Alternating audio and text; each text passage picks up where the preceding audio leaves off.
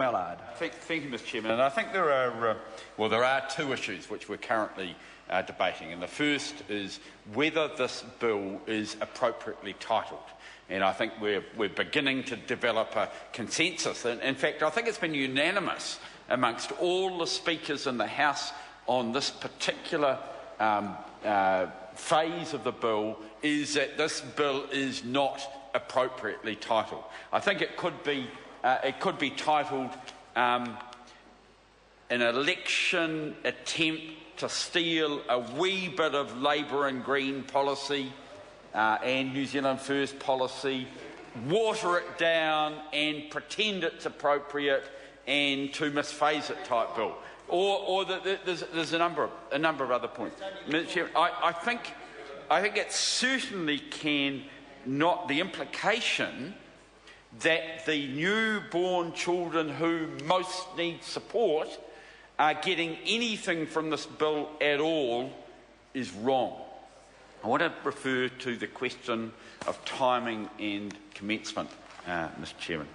This bill is coming in across quite a wide range of time. There are parts of it which come in from April next year, not very much, about $3 million worth, I think.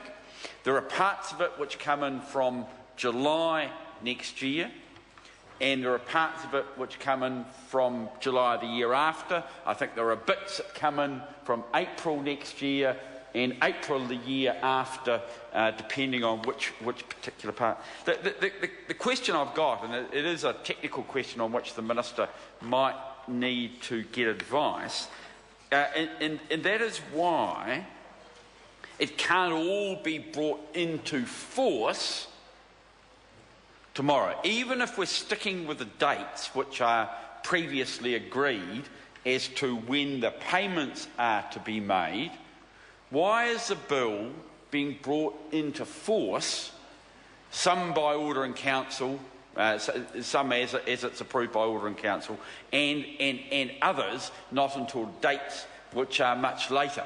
Now, I just don't see the need for it. Within the bill, there is a very clear phasing and very clear, very well set out transitional provisions.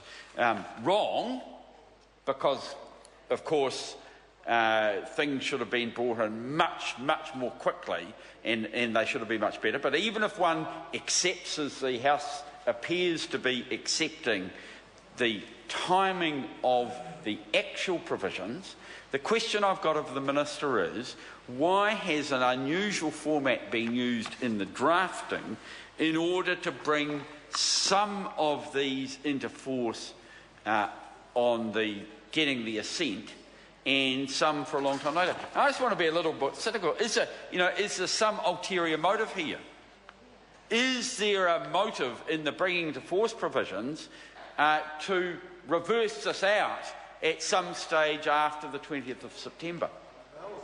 And well, I'm just sort of feeling a certain lack of love, a certain lack of trust with the Minister. The Minister, if the Minister had been up front, if he had defended Part 2, even if he had defended Part 1, then I might have been slightly more inclined to go along with these provisions. Because normally, of course, Mr. Chairman, you don't argue with them, but it is, it's a sort of a genuine question. I've been around this place for a little while, and normally when there is a delayed bringing into force, there is a reason for it, and the fact that a bill doesn't come into effect until later, and that is clearly set out in the clauses of the bill, is not a reason for the bill to be broken into different parts as to the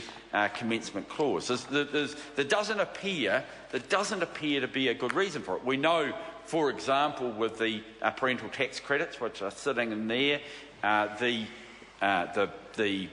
Inland Revenue Department has to be prepared to do some things in April next year and April the year after.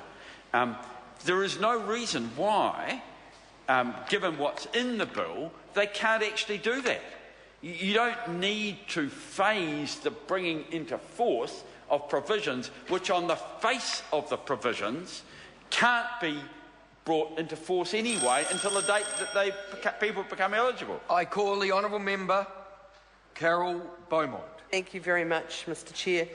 I actually feel, slightly sad having, come to this stage in the committee stage.